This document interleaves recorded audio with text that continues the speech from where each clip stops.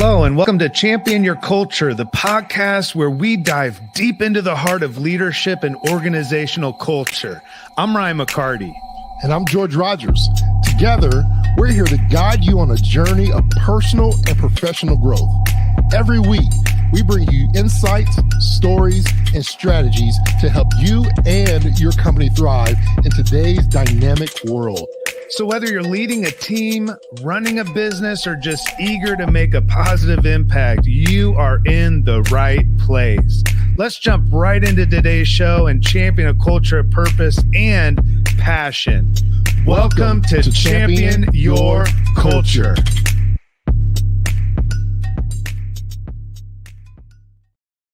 Hey, man. Hey! You ready for a game? Oh man, I love games. All right, we're just straight right off the. We're just kicking it off. Say a word. Coming in hot. I'm gonna say a word, and you've gotta remember a song with the word in it. Ooh, I like this. All right, peace. I meant peace. Oh, I know what you were thinking. I was thinking that you're gonna throw something like a little rich. I'm thinking of the worst case scenario. Yeah, okay. No. I was thinking like peace be still. Yeah, like love, man. Yeah. Peace. Love. Yeah. Peace. Anyway. Love and happy day. Happy day to everyone joining us on Champion Your Culture. Powered by the culture of good. Always good to be able to join with you weekly if we're able to. Yeah. And talk about topics that pertain to just life and work and leadership and culture and all that good stuff, man.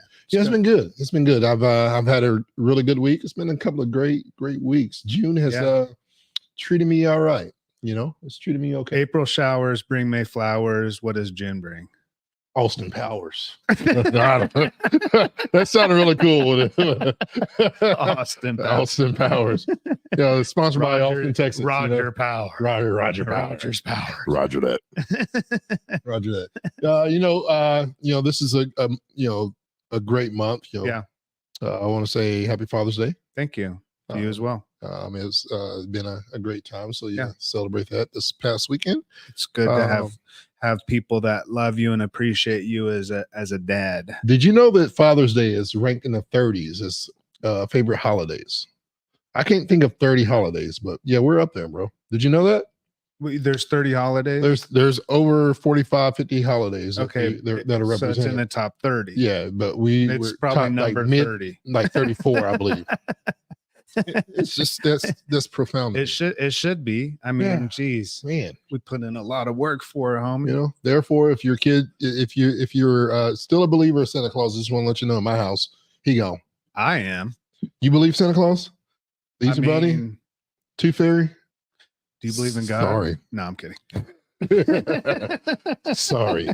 Does not exist. Yeah. Sorry, kids. Yeah. Is that what you're saying? Is for Father's Day? That's what you did? You just go around telling little kids that Santa Claus doesn't exist. It's your mom and that. No, I wouldn't. Go to the toy aisle at Walmart. Remember when there were like toy stores? Yeah. You remember? Yeah, Toys R Us. You talking about those? Yeah. They always went. Are they still around? I don't know. But I wanted to grow up and be a Toys R Us kid, but I couldn't afford to be a Toys R Us kid. And I wanted to be a magician because tricks are for kids. I'm not sure you're gonna spit. I can't, man. I don't even know where this conversation is going. I apologize. It's going great. Everybody out there. This is part of reskilling and upskilling. I'm learning a new talent of being a comedian, and it's obvious it's a new skill. It's a new skill. Yeah. So as you're learning this new skill, it might be a good time to like do the training and development in secret. Yeah. Before you start like performing. Oh, that's the way it works. Well, that's a really good segue into what we're talking about today, because essentially what we do at work, and this is what we're talking about today, is that very thing. We're throwing people out on the stage to perform, and they've never actually been developed and trained to do so. It's that equivalent, right? It's like, go out there and be a comedian. Yeah. Because why? Because they told some good jokes last week and they make people laugh. Yeah. And that's what we do at work, is like, if somebody's got or they have a certain skill set that makes them good at what they do, then we promote them, and then we find out, well, they're not a good manager, or they were good in their position, but they're not good after we promoted them because we kind of push people out for performance. Right. That's what work is, isn't it? A lot of times it's very performance oriented. It's focused on performance. It's like, get out there and perform. Yeah. I mean, you got two different types of people. You got those who perform well. Yeah. So you get more, and or they discover, hey, you're performing very well, but we also notice that you got these other skill sets, talents, gifts, right? Yeah. And we believe that this would be good for you. Yeah. We believe that, we want to promote you. And part of that promotion is it's almost like a mental demotion because you're putting more pressure and more responsibilities as you're promoting them financially. Yeah. You're demoting them. Yeah. A lot of time, take more time away. It's true, yo. And then you have those people that, and then they make an extra 30 grand a year, and then their tax bracket jumps, so they're making less money. Yeah. So you have those people who show a certain skill set that and have a gift or talent that, hey, we want you to have this, and you have those people that just been there. Yeah. Right. And you think, hey, loyalty means new title, and new title means new responsibilities, and they're not, fitting that skill as well. So you got those people who have the skill and or talent that just still need to be developed. Yeah. Right. Yeah. And then you have those people who just been here forever and we don't know what to do, but we don't want to lose them. So here's a new title for you and responsibilities. Let's make it happen. Then here's a new title without new training. Yeah. And then you get demoted and or fired because you don't live up to the expectations of that new title. And that's what it is, right? It's like, get out there and perform, tell your jokes. Yeah. And it doesn't work on stage. So the idea is, like, before we get to stage, then what we have to do is we have to determine within the workplace culture that we have is, what is the leadership culture? We always talk about it like a leader is one who leads everyone. Yeah.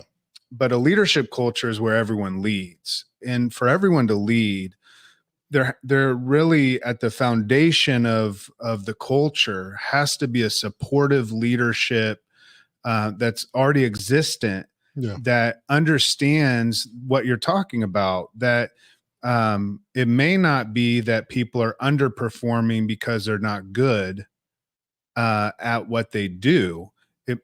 In terms of their work ethic and their effort that they put forth, they might be trying really hard. Yeah. So it's not for a lack of try. It's for a lack of training. Yeah. It's for a lack of skill set. Just because you have a title and position doesn't mean you're qualified. Right. Yeah.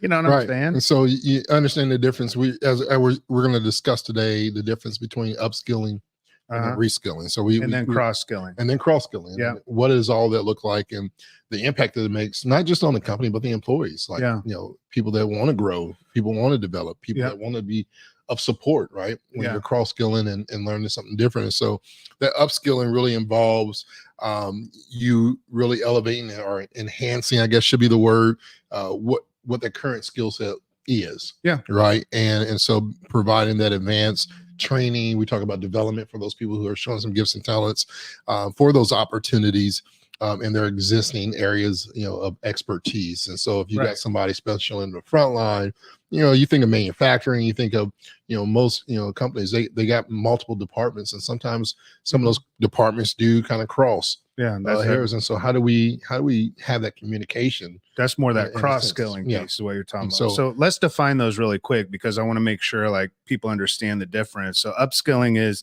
I'm staying in the current position I'm in, but I'm getting developed and enhanced in terms of like enhancing my current skill set so that I have a more robust ability to show up with what I currently do in my current roles and responsibilities. And then the reskilling is saying, okay, Ryan needs moved over to, getting promoted or into a different position within the organization. And we're going to reskill this person. Yeah.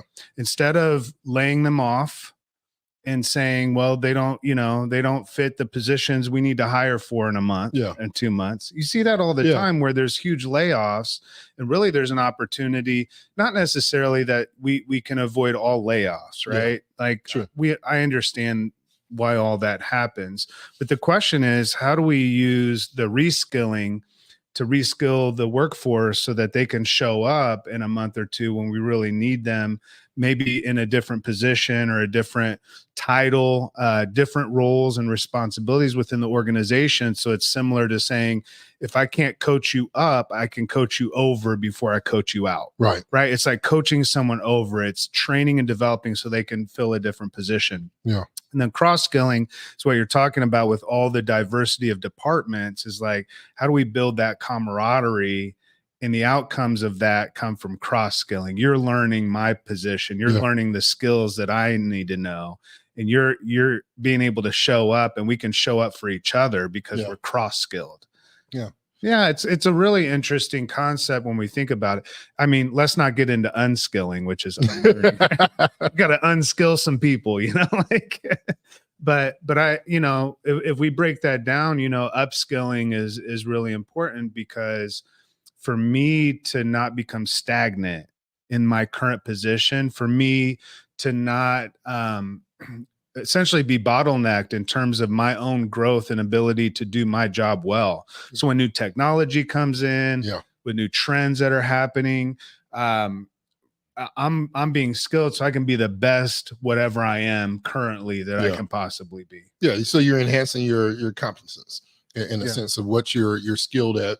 And I think that's part of the ongoing, we always preach and talk about this leadership development aspect. Yeah. And the importance of it versus just one-off trainings, and how that really keeps organizations, those who, you can see the separation of leadership development, those one-off trainings, especially if you get into industry, just get some of the top 5, top 10 organizations within a certain industry, and look at how effective and efficient their organization is. Look at their growth, look at their retention, and you'll see some of the separation is in how they, invest in a sense in their employees. When it comes to the upskilling aspect of really pouring into and really being intentional about our leaders being developed, and not just our leaders, our emerging leaders. And our frontline people really getting those development skills underneath their belt. So we're having that internal growth, not just from top down, but just from the front line all the way up. That it's about who we are and what we do, to be able to increase that. You'll see increased productivity. Productivity increases, growth and sales. And we talk about all the things that it can really streamline, from an efficiency standpoint. When, we want people to take ownership, and we always talk about that. They're not going to own the company, they own the culture. But I think one of the things about owning a culture is that when you're developing and investing in people, they have that investment. And part of that investment is in return, the efficiency of being able to do their job. They may not ever think like a boss, but man, because of maybe some of that upskilling and just those small steps of really being involved and invested in the leaders, that development shows that commitment. And man, they think, all right, here's a problem. Part of that upskilling is then I know how to problem solve. Knowing how to problem solve, knowing how to be a good people leader. I mean, you think about like what is it that companies invest in? They invest in what matters to them. They invest in what's a priority. And so what you're talking about is, those companies that are known for growth and known for scaling. You cannot scale your business if you don't scale your people. Right. If you don't develop them and grow them and have a intentional strategy around that. And I like what you talked about, like training is a one-off idea. It's like, oh, we're going to add some training modules in and get on this video and watch it, but there's, that's not the full scope of what we're talking about. When we're talking about development, we're saying the investment of time, talent, treasure, and testimony into these people. I see you bringing in the 4 T's. You got it, man. Learn more of that June 25th, 26th. Culture Champion certification. This is coming up really soon. So make sure that you get online, culturegood.com, and register for the 2-day. So the 4 T's, right? As we're investing, that's anytime you look at an investment within a business, you recognize, all right, that's where the priority is. And when I have a leader that's invested in me, when I have a leader that looks at me and says, you're worth investing in, that does something to an employee and to a team member that, I think it adds a level of confidence in their own ability, in their work, and even just the opportunity to be developed. We talked about that within Wiley Metal. Shout out to Mike and all the leadership development work that we're doing with him and getting ready to launch some really cool stuff with them as well, like ongoing leadership development with them. Which PS, not only do we have the 2-day certification, but we also provide this leadership development. Why do we? Because we find at Culture of Good that there's a breakdown in that like frontline management, that leadership, the supervisor role, right? Those that are leading people. The culture breakdown is there if it's going to be broke down anywhere. And so it can also be enhanced right there. And it's through that skill development of building a leadership culture where people are accountable, to a business of excellence. They're accountable to how they treat people. Yeah. They're accountable to how they communicate and listen to people. They've learned the skills of active listening. They've learned the skills of project management, change management. They've been developed in these skills. So when it comes time to change something, they're equipped to lead people through change. Yeah, having that adaptability. Being able to adapt. I think that's a big one right now. Yeah, because you think about the importance of this. I'm always thinking, I always love the pros, but I always go to the con side. Like if I don't do this, what's the risk, right? And you talk about, the lack of adaptability, not just in scaling, but just in general, day-to-day work. Yeah. If you're not able to adapt, something happens, machine goes down, or you run out of parts, or internet goes down and you're in sales and you can't make calls. Like how are you adapting to still be able to produce business? Yeah. Now, you may not have a call that day, but what can you do in that time while you're at work to set yourself up for success moving forward? What strategies can you walk through? All right, I didn't get any calls out today because this happened. I can either get overwhelmed and bogged down and frustrated, or I can think with my skill set, hey, this is some things I can do to prepare myself. All right, maybe I can't send an email. Maybe I can do it from my cell phone. Maybe the company reimburse me on that. Or I can think out a strategy and hey, tomorrow, because it went down, this is what I'm going to do and set myself up. So preparing for those things, I think of some of the competitive advantages as well as, some of the effective advantages that you have when you do upskill your employees and have that continuous. And the risk for me is that, man, you become very outdated. You talk about scaling, and a lot of companies scale by getting rid of versus investing and growing from within. They try to bring in new people within, that new people with new mindset. I know. And it's new culture, and then you're wondering what's going on. We lost the thing that was great. We had good people, but they just didn't have the skill set. But if you are really investing in people, you keep that culture. You start getting rid of people. What you're doing is you're siphoning off your culture. Yep. And so you know what I'm saying? For companies that are not upskilling, it leads to those poor decisions. Because you're trying to think of what's going to be microwave really quick, fast. And so it affects your decision making. And oftentimes it becomes poor decision making because you need something rapid, or you're missing your goals. And the best way you think of missing goals is bring somebody in better. And sometimes it's not about being better versus, hey, maybe we had something and we just didn't discover because we didn't invest in it. Yeah. I think about, when I think about upskilling, I think about some of the people in our retail days that we had. And I think about a lot of these employees that got it. Some didn't get it, but it was important to us to at least try to do everything we can to bring it out, to give it, right? Like we're going to invest. There's employees that shout out to Paul Eitler out of Mishawaka, our Mishawaka store. He's still working with Kyle, my good friend, up in Angola. Refresh. My dad's from Mishawaka. Yeah, that's one of my favorite areas. Where my dad was born. Really, it's a good place. It was one of our top stores. But I think about this Paul kid, and he's not a kid anymore. He's married and got a family, got a house, bought a car. Yeah. But he was an hourly employee that was was supposed to be fired 3 different times. Yeah. And I was sent as the last. I'm the guy that's going to get the job done. Yeah. And I saw what everybody else saw. There was something about this kid that was special, but we couldn't figure out what the hell it was. Some was like, man, I just didn't have the guts to fire the dude. He just gives you those puppy dog eyes. Yeah. And then I went over there. I'm like, man, the dude has a lot of potential. Whether that person, for Paul, whether he saw it in himself, whether he knew it, or he just needed to be held accountable and show some belief in. But Paul became one of the best employees at that store. Not just that store, he became one of our top employees in our whole company, one of our best technicians next to Laura, pun intended. Can't ever say he's the best. Shout out to Laura as well. But when I think about him, I think about the potential that could have been lost had we not just invested more time. Mhm. And what it came down for me was what I value most about the great leaders, and that's time. Yeah. Just give them a little time, get to know them and how they operate. Get to know that introvert or the extrovert, what pulls them out of their comfort zone. Where is their comfort zone? Maybe you don't need to pull them out of their comfort zone. Go to wherever they are and find the comfort that they have wherever that is. Yeah. And be able to do that. So there's different levels to this upskilling aspect of the relational side of it, where it's not transactional, right? Yeah. Where's that road that becomes transformational? Well, we connect. Yeah. Well, a lot of times by the time that you start to upskill, the risk is that you've waited too long. So the idea is not always like, okay, this person should have been fired 3 times ago. Now let's start upskilling them. The idea is let's start upskilling people now. Right.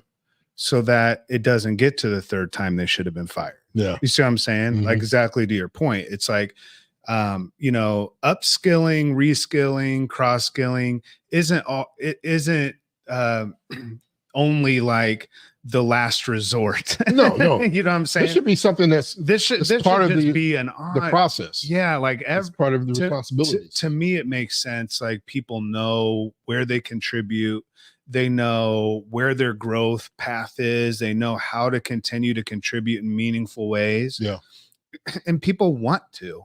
Yeah. They want to be good at their job most of the time, right? Yeah. Not everybody. You do have your quiet quitters, people that feel like they're not part of the culture, feel like, they're whatever it is, or like, I don't want any skill development.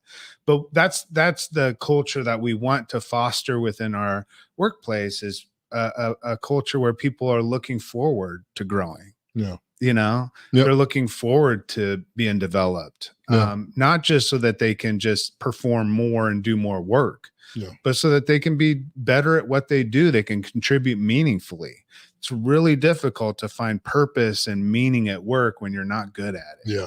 That's true. What I'm saying? Right. You're like the comedian that's getting tomatoes thrown at him all the time. Or people the worst thing about being a comedian is when people just stare.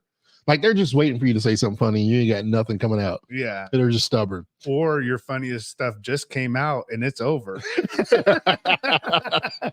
They just didn't realize it. Yeah. So implementation, some things that you can do. You said, George, hey, how do we start upskilling? What does that look like? I think some people there's some organization that do skill assessments. Yeah. Right. There's development, programs that are there, leadership development, creating, something that's tailored, training modules, bringing in George and Ryan to help you bring it from an external. Really a big part of expert our of stuff it isn't just doing the development, it's helping you strategize and create your program. Right. Anyway, I just wanted to mention that it doesn't have to be us doing it. Yes, it does. Does it? No, but to be able to, sometimes, and I say bring us, but bring in somebody external. I think sometimes it's hard to see the picture when you're in the picture. Bring somebody in to help address some of those gaps that can spend some time, to be able to see some of those gaps that you may have. So you can be able to share, hey, these are some gaps that we see. And then bring somebody that says, hey, I also see these things. And this is how, there's I wasn't suggesting we can't do the development. I'm just also saying, like, if they have a development program and it's just disjointed, because I think a lot of companies have different types of training, but if it's not working, that we can come in and help with the mechanism and the architecture of the strategy for that development. Reskill. That's all I mentioned. Yeah. Let's go into reskilling. So we talked a little bit about upskilling. Yeah. Let's talk about the reskilling. So I think this is fun as well, because teaching. I'm always looking to learn. Now I may not be able to master a lot of things. I think about, when it comes to reskilling, I think about my grandma. If you can't be good at one thing, what makes you gonna be good at another? Right. Got all these different things. Just master one thing. But we talk about focusing on teaching leaders new skills, and the impact that it has there. Yeah. So if you're a receptionist, there's a good chance that in the next couple years you'll be replaced by AI. Okay, that's just the reality of it. is there going to be a need for someone to do graphic design in 5 years? Right? So there's a definite need right now for companies to be looking at positions. You talked about skill assessments. I think there needs to be an assessment in terms of position and what people do within the organization. And as the dynamics of work change, that receptionist is going to need to be reskilled, or they're not going to work for the company anymore because they may not be needed. You see what I'm saying? Yeah. So reskilling is putting you into an entirely different role and responsibility and skilling you for that. So upskilling is giving you new skills for what you already do. Reskilling is putting you into an entirely different position, training you. Potentially that receptionist learns AI, right? So the development is a development of a new, entirely new skill set that had little or nothing to do potentially with what they were doing before. Yeah. So that's this reskilling is I would say it this way: companies that don't begin looking at how their workforce needs to be reskilled toward the future, and this is doing assessments, paying attention to trends ourselves, and looking at what are those job titles and positions that may be replaced or could be replaced by new technology or robotics or whatever it is, right? How are we reskilling our workforce so that there aren't these massive layoffs where people are just taken by surprise when they're not needed any longer? And I'm not suggesting if you're a receptionist that you need to learn AI in the next 2 years, but there is that idea that if we continue to do what we're doing and we're not growing and we're not reskilling, or being afforded the opportunity to be reskilled as team members, that's what we should be asking for. Yeah, I think there's adaptability to change when it comes to reskilling.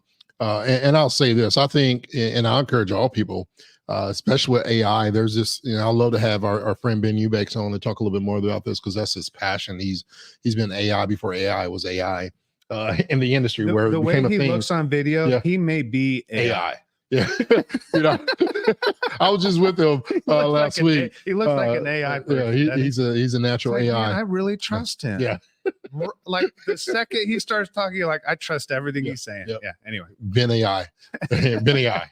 But talking about some of this AI, and even in the reception, there's different things. We can talk about AI in recruiting, but how you're, that's a skill that you should be mastering. How can you use AI now as a receptionist or as a recruiter? That's the good place to start. And to be able to say, hey, listen, how does this impact and or maximize? Because one of the things I think about, we'll use admin for an example with this AI deal, is that this is a skill set you can master now and start adapting to see how maybe your title changes, but how you use AI now becomes a different position in how you're working with the organization. Because I think AI saves admins a lot of time on the tedious type stuff. Yeah. Right. That could be some of the upskilling. So how do you upskill then to be able to reskill in a new area as well? Yeah. All while mastering something that could potentially replace, when I don't want to say replace, I think it's, how do I, replace my time now that I'm saving it because I have AI. And so AI, instead of AI being a scary thing, it becomes my administrative intern. So I can that I'm using so that I can, I'm saving myself. I did a keynote last month about using AI and how you can save yourself 40 hours a year. What would you do with 40 extra hours a year? If you had them? Right. And so what are some of those things? If you're an HR space, AI to save myself 40 hours a week, brother. Yeah, there you go. So how do you do that, right? You master you're reskilling something that you didn't have, right? So maximizing those. And I think, when it comes to those things, being able to equip leaders to be able to pivot so that when something is no longer a job or department is no longer needed, because whether it's it's going to be merged with another one, so we don't need a full team, maybe we're making it smaller, or something that's fully replaced. How do you pivot and be able to adapt in those new roles or the market shifts? We've seen that become a thing. It really prepares you with reskilling. I think reskilling is the preparation for the unseen. those challenges that you don't have, or disruptions that may come up, or your competitor does something that's, pivotal in the industry. How do we do that? And how does this evolve? Right. And so reskilling is impactful. And I think of reskilling as innovation and growth. Yeah. I mean, how do we innovate for the future? Right. Right. And it is, I mean, reskilling is a very innovative concept in terms of we have to be forward thinking. We have to think about what does the workplace dynamics look like in the next 3 to 5 years. Right. With the surgence of everything around AI, robotics, and automation, and all the growth in technology as it pertains to what we do every single day, it's really important for us to think forward. And as we have that forward thinking, we have to also skill in that same way, continue to skill our workforce, as you're talking about, in a progressive way that says, how are we prepared and how are we empowering and enabling people to lead in the next 3 to 5 years? Yeah. Like, if we know this ahead of time, what are we doing about it now? Right. We may not see everything. You talked about unforeseen challenges, and certainly reskilling allows for that. What are the things that we can see that are coming down the pike, right? That we need, that if we deal with it right now in terms of reskilling our workforce, that doesn't mean reskilling everybody. But I think a lot of what happened within the pandemic was a great example of this, right? There were companies that were manufacturing one particular product, and then during the pandemic, they were called on by the government or institutions to develop masks and everything else. Yeah. And I remember all of those employees that were working, could have potentially been laid off, and that wasn't what they manufactured. But I remember some of the leaders and owners of those companies saying, okay, we're going to reskill our whole workforce. Right. I mean, that was a whole reskill, and that enabled them to continue to work throughout the pandemic and not get laid off. Right. Now that's a one-off scenario, but that's what we're talking about. It's like having that job security. Yeah, exactly. Having a forward-thinking idea, and that provides people stability. Yeah. And that feeling of stability. I was just reading a note by somebody online, and they were just talking about how sick they felt because layoffs just happened, and they have 3 real good friends that they've been working alongside. And, one in particular had just moved their whole family to work, to that city to work at that location, like within the last couple months. And now they just got laid off, and it's making them sick. What does that do for that employee or that team member that stays? Yeah. What kind of culture is there then, And again, it's not that layoffs don't happen, but that job security matters. And if I'm being reskilled, that means I'm sticking around. Yeah. And I think it's that transition of longevity as well. I mean, think about this. Think about you and I, where we probably care about it more than the younger generation. Think about where we've been over the last 30 years, though. For us, we've gone from a different industry. Yeah. We went from nonprofit to corporate, wireless. I didn't know corporate wireless. We reskilled ourselves. We reskilled over. And so reskilling is really, I do believe it's job security. It's I feel satisfied. Yeah. When I'm with the reskilling that I have, because I've learned different things, I've learned different functions. You can move closer to your passion. Yeah, and it's literally getting closer to your passion, or you discover a passion that you did not. Like, I don't believe you just have one passion. Yeah, right. You have micro passions. Let's call them that. I don't know if that's a thing or not, but that is today. Yeah. But you discover a passion within something that you never thought was possible, and I think about that. Companies and organizations that are reskilling their employees. Think about the discovery that they have, that they discover about themselves that they did not know, the potential that you open up for them, and be able to give them that security to be able to adapt, and that confidence. I think about the confidence that you have when people say, George, how did you end up speaking in HR? I didn't end up. The door was open. I was skilled in one area. Speaking has always been part of everything that I've done, but I had to learn. The language, and I'm still learning. I'm the research that we're doing, and all those different things. And so, without reskilling, I think about, I would struggle to adapt if I wasn't reskilled, I would struggle to lead in a sense, and leading to even decreasing morale. How do you do those things? How do you? Well, the one that's left, right? What's her or his morale like? Yeah, or their morale? Yep. Like, what happens to that individual? Right. Yeah, because they just had several of their friends laid off. Yep. Yeah.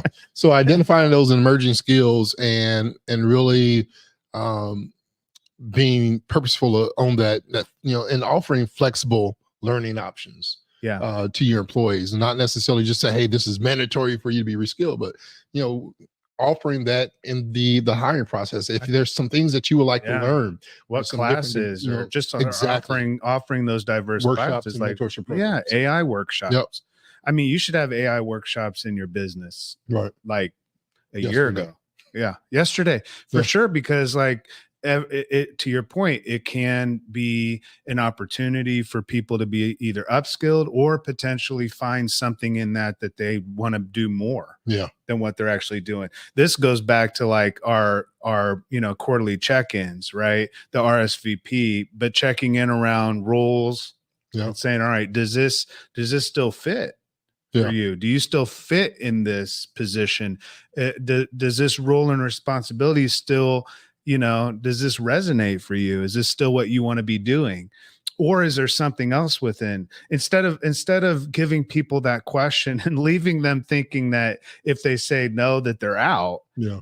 If you have a reskilling culture, then when you ask that question, they're going to know that they can say, you know what, this isn't fitting what I enjoy doing, or what brings me life, or what I want to be doing every day. I'd rather be doing that over there. Yeah. Or I'd rather, work in an entirely different department. Yeah. And that kind of leads into the next thing with the cross skilling. But before we do, I've got something for you. All right. This is a come on, man. All right. This is on the news. I think this week. You said you saw it too. Hello, and welcome to Champion Your Culture, the podcast where we come on, man, for today.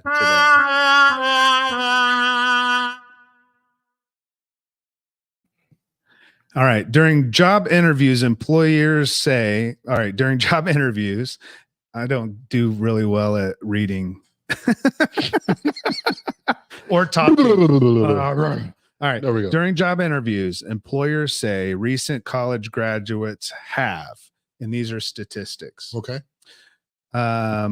Struggled with eye contact during the interview. I would probably, you asking me? Yeah. Okay. Yeah, sure.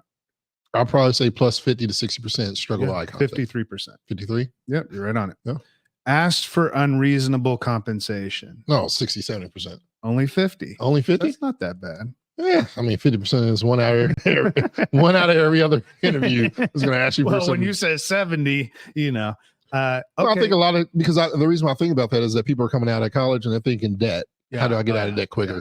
Give me the most money. Yeah. I got a degree. It's interesting that are degrees valuable now? Yeah. Outside being a lawyer, a doctor. I think so. Yeah. Yeah. Yeah.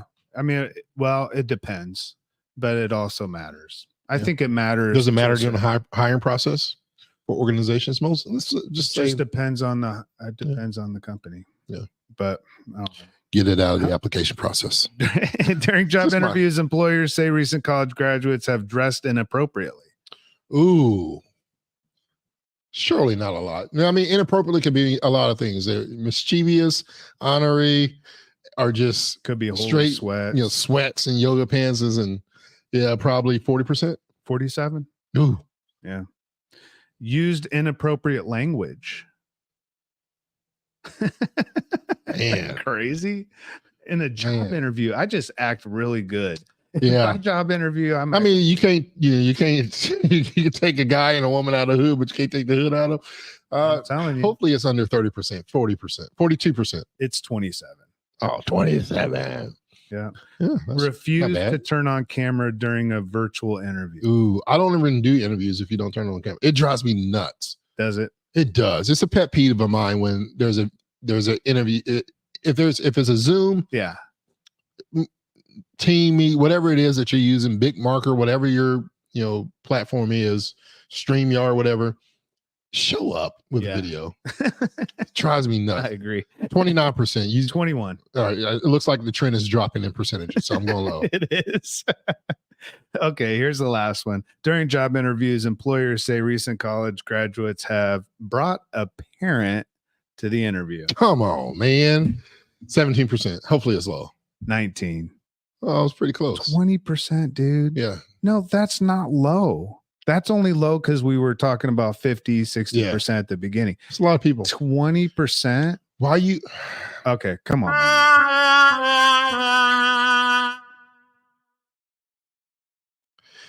Cross-skilling HR interviews, cross-skilling recruiters. Now I'm going to go shout out over around room our recruiters over here and asking them how many times they've had parents or family members show up. If you missed that episode with Marianne, it was really good. Yeah, you should go really back, good. especially if you're in the TA aspect. Cross-skilling your parent for interviews. Hold That on is a great. second. What's going on here? Yeah, But that is who answers the question? My boy Johnny. I don't know. I know. Touche. Yeah. But what are you going to do? I don't even think that I never even knew that was a possibility. You can bring your parents to a job interview, but whatever. That's good. I want to talk about this cross-skilling because I love this one. And shout out to Rod McDaniel, S3, and the team there in Nashville, Tennessee, in Springfield, Tennessee, S3 Recycling. One of the things I love when I was there, and we were doing business development and growing, one of the things I really loved about the organization was we started doing some cross-skilling within our front line. For multiple reasons, seasonal type aspects. If things are slow, right? How do we, but there's another department that's still backlog. How do we get some people without hiring new people? How do we maximize and without laying off this line? Yeah, to do that. So cross-skilling was very important to be able to cross-train our people on the front line. It was very valuable to the point where we started it with leadership. And this is something that Rod, we're not going to ask what we don't first embody, right? Yeah. And so our leaders, it was mandatory every bi-weekly for our leaders to go out into a different department. Oh, nice. And do that to the point where we turned it all the way around and became part of the hiring process. So you got hired on in the company. You set with the business development side, you set with the sales and the marketing, whatever it may be, you set with IT and see how That's things, cool. so you understood your department impacts the company. Right. How does it impact the company? We can tell you all you know, but it was boots on the ground. And I really love that. And then we saw people get in and say, man, I really love what I got hired for. But if you ever need a body over here, this is where I want to be, right? So that cross, when things are absent, absentees, stuff like that, when there's transition and you need extra bodies, they're ready to go. Yeah, and I think the power of it was, and one of the biggest testimonies I saw is that I was able to contribute. Yeah. Not just for what I was hired for, I was able to contribute to support somebody else. That feels good. It feels good to know that, hey, that day I was able to be there and show up for somebody. It's like Shaq. It's like Shaq being able to hit threes. Hey, you know what? Shout out to Shaquille O'Neal. I ain't gonna you know what? Or a free throw. You know what he would say right now if he showed up in his room, ducked into the door, is that he made it when I made it when it mattered. It doesn't matter. I mean, I've been the greatest shooter, but I made it when it mattered. It's true. When it mattered, the shot was there. And that's all we're saying. With cross-skilling, you make it when it matters. You may not be the best at that, but hey, I can fill in for Ryan. If he has to go in, Ryan has to have a mental health day or he's on PTO and you just need a few hours. Now, day to day, I may not be able to do that. But if you need some hours out of me to help you be there for the team, we're going to win together, never lose alone, and I'm going to step in and step up, then we can do that. And that's that cross-skilling mentality where we're able to understand that we can be multifunctional in some of the things in the organization. That allows the team to be far more resilient. Yeah. Through change. Yep. As you're talking about through potential loss, absenteeism, all of those things, and also the agility, right? We talked about agility, versatility, collaboration. Right. We talked about the adaptability early on. Like, how do I adapt through upskilling for what I may need to improve my ability in what I currently do? And then we talked about reskilling, where it's like, I'm changing my role and responsibility and learning something entirely, a whole new skill set so that I can get promoted to a new position, or I can move over to an entirely different department. This idea with cross-skilling is really powerful, as you're talking about, because it really galvanizes the entire organization. When I see that my work impacts you and that your work impacts me, that does something for us. Yeah. And I think within buildings, it's important to have collaborative environments. I remember Jim Money, when he was working with Carr over here in I think in Carmel, Indiana, they built a new facility building, several levels, and far more floors to their building than what they had before, and they had break rooms on every floor. Mm-hmm. But what they would do is they'd have a special area of something special for that day, and it would be on a different floor every day, so everybody within the building had to go to the same floor to get it. Yes. So the water cooler idea, where a lot of the business happens, I mean, you see it here at TCC and Round Room and all the functions here. I always laugh because most of the business that happens in the meetings are right outside the bathroom. We saw that. Yeah, we saw that all week. It's all the time. Everybody meets outside the bathroom. What is that? That's the water cooler. And we have to create those environments where not only are people gathering like that in environments, but they're also being skilled like that. Yeah. Where people are learning from each other and being able to teach each other and grow from other people's perspectives and grow in that skill set so that they can show up for each other. Yeah. It creates a far more collaborative environment and culture when you do that. Yeah. Yeah. Yeah. I love it. That teamwork, the flexibility that you get from it as well. And then it's just the overall, when we talk about how do you keep employees engaged, right? To know that Ryan showed up for me and help our team out because we got new equipment or we got a load of boxes coming in and we had to go through products or whatever it may be. To know that other people can and are willing to come over, what that does to company culture. Yeah. Right. Yeah. That leads to, showing up for other people, that leads to that unity, and that effectiveness, and the impact that it has. I think of it, from how do you build resilience? Yeah. As an organization and as a team, and as a leadership team. Right. And those important, factors. We always talk about those risks and the pros and cons of it. If you don't do it, the bottleneck, if George is not, cross-trained to be able to help support, wholesale or the warehouse to be able to get and knock through, some of the inventory, the bottleneck that it could cause. Worst case scenario, the thing that I don't like at all, mandatory overtime. Don't tell me I have to do more than what I was hired to do. Yeah. I hated it. It drove me nuts. But I understand that some industries, those are things that happen, but I think less of that happens when you have effective cross training and cross skilling. Yeah. To where it's not, a forced. Yeah. And to your point, I might find something that I enjoy doing different than what I'm currently doing. And the last thing I want to do is have a bunch of team members that don't enjoy what they do. Doesn't mean that work is always enjoyable. Yeah. But you should enjoy what you do. Right. On a general sense, you should come to work and kind of enjoy it. Right. Like, and again, that's a very privileged thing to say. Yeah. I know that there may be listeners that you're like, you know what, I have to keep this job because, and it doesn't matter how much I enjoy it. And I get that too. I've held jobs like that myself. We could talk for an hour about those jobs. I get it. But if you're able to utilize a culture that cross trains, if you're in that environment, what we're saying is, and you have leaders that care about your skill development and you as a human being and being developed. Number one, we, like George mentioned earlier, we have that 2-day coming up, right? June 25th and 26th. Go on culturegood.com, register today. Time is really short and we're wrapping up the registration that's about to close. So make sure you register. But at the end of the day, development is really about the opportunity that we have, also not just the responsibility companies have on their team members, but the responsibility that we have to say, do I need upskilled? Yeah. What are skills that I need right now that I need to talk to my leader about, or my boss or manager, whatever you want to call? That is also a question that we'd ask in terms of reskilling and also cross-skilling. If there's opportunities for that within the work environment, what we're saying is, and challenging you is actively engage yourself in that.